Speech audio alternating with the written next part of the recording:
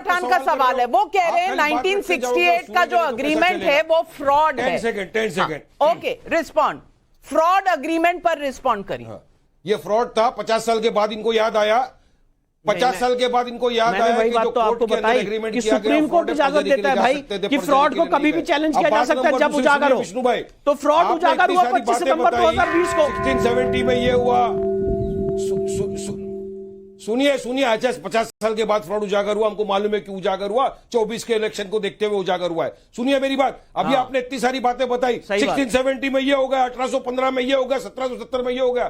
तो आपको क्या लगता है कि पार्लियामेंट में हमारे जो एमपी बैठे हैं, जो पार्लियामेंट में कानून बनाते हैं, क्या उनको ये सारी चीजें पता नहीं थी? क्या वो बेवकूफ है क्या? अरे कानून बनाए ये सब चीज को। तो आपको क्या लगता है जो कोर्ट ऑर्डर दे रही है, कोर्ट को इसके बारे में क्या संज्ञान नहीं है? कोर्ट को इन सारे बातों के बारे में संज्ञान है वारिस जी।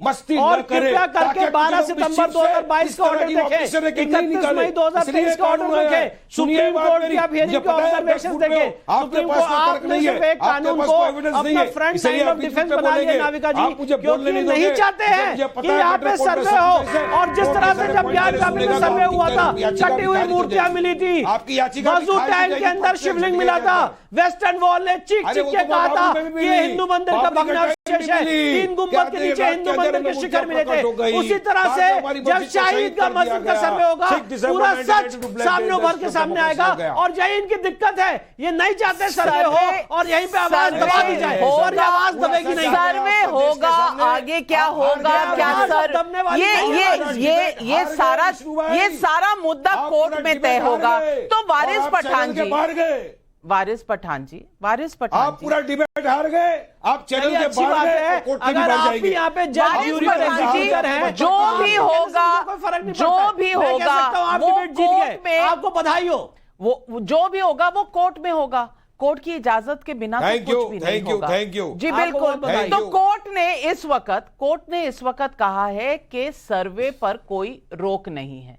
अब मैं मुद्दे पर आती हूं वारिस पठान जी, जब आप इतने तहश में आ जाते हैं तो मुझे कहना पड़ता है कि भैया कोर्ट से ही फैसला आया है, आप सुप्रीम कोर्ट गए, अभी स्टे लगा नहीं है, आगे लग जाए कोई कह नहीं सकता, लेकिन अभी लगा नहीं है तो आप इतनी तहश में मत आएं। तो मैं तीसरे सवाल पर चलती हूं, और यह आपका फेवरेट सवाल है कि मथुरा पर भी प्लेसेस ऑफ वर्शिप एक्ट 1991 का क्या रोल रहेगा? क्या ये इस सारे मुद्दे को अटकाएगा, भटकाएगा या नहीं?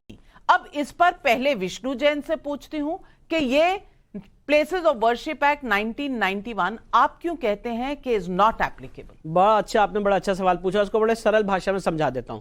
प्लेसेस ऑफ वर्शिप एक्ट में कट ऑफ डेट क्या मेंशन्ड है? 15 अगस्त 19। सर अब देखिए, मैंने आपको सुनाया, मेरी बात सुन लीजिए, मैंने आपके बीच में इंटरफेयर नहीं किया। मेरी बात का सुन, मैं सवाल करता हूं, मेरी बात सुन लीजिए। प्लेसेस ऑफ वर्शिप एक्ट में जो कट ऑफ डेट मेंशन्ड है वो है 15 अगस्त 1947।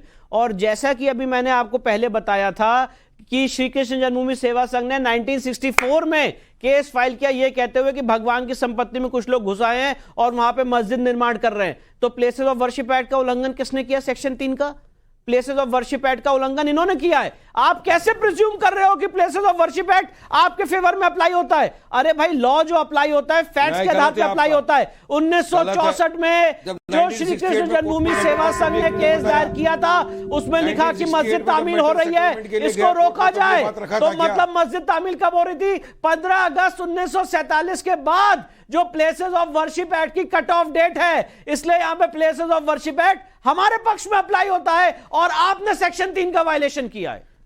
वारिस पठान जी जवाब दीजिए। जैसे कि ज्ञानव्यापी में किया था। ये सरासर झूठ बात है, सरासर झूठ बात है। देखिए नविका जी, पहले तो ये जो ऑर्डर हुआ है सर्वे का, इसका मैं कोर्ट का जो इलाहाबाद हाई कोर्ट का जो आया उसका मैं रिस्पेक्टफुली डिसएग्री करता हूं इस जजमेंट से, जो मुझे अधिकार है, संविधान ने मुझे अधिकार दिया है। बात रहा सुप्रीम कोर्ट का, तो supreme court is supreme but not infallible as stated by ex chief justice of supreme court justice JS Verma. हम देख चुके हैं क्या हो रहा है। आज प्रेजेंट पोजीशन ये है कि इस तरह की डिस्प्यूट ना हो मस्जिद या किसी भी मॉन्यूमेंट के लिए। इस चीज को मद्देनजर रखते हुए प्लेसेस ऑफ वर्शिप 1991 आया था। ये उसको क्यों नहीं मानते? सारी चीजें जो बता रहे हैं विष्णु भाई यहां पर बैठ के, ये सारी चीज कंसीडर कर ली गई थी पार्लियामेंट में उस समय। सारी चीजों को कंसीडर करने के बाद ये पास हुआ पार्लियामेंट से, जो आज तक इस वक्त तक एग्जिस्टेंस में है, वो ओवररूल नहीं हुआ है। तो आपको हमको सबको संविधान के दायरे में रहकर ही काम करना होगा। तो फिर मगर ये आप आस्था की बात कर रहे हैं, लेकिन संविधान, लेकिन वारिस पठान जी, संविधान का इंटरप्रिटेशन कौन करेगा? आपने कहा संविधान, आपने कहा संविधान, इस देश के कोर्ट संविधान का इंटरप्रिटेशन करते हैं, जो लॉज बने उनका इंटरप्रिटेशन करते हैं ना। आप तो मानते हैं ना कोर्ट इसीलिए है ना इस देश में। ट्रायल कोर्ट में सब जुडाइस मैटर है। नहीं तो अभी तो सब जुडिस है, इसीलिए मैं नहीं कह रही कि वहां मंदिर बनेगा नहीं बनेगा, क्या होगा, मैं इस पर कोई टिप्पणी नहीं कर रही। पर अगर आप मानते हैं कि पार्लियामेंट लॉ बनाता है और अगर कोर्ट लॉ को इंटरप्रेट करता है, तो आप कोर्ट को इजाजत क्यों नहीं देते कि 1991 का places of worship act apply होता है कि नहीं इस केस पे? कोर्ट तय करेगी कि आप तय करेंगे? कोर्ट ने जनवरी 9 को हियरिंग के लिए रखा था। जनवरी 9 के पहले क्या जरूरत थी जाके लोगों को इस तरह का ऑर्डर?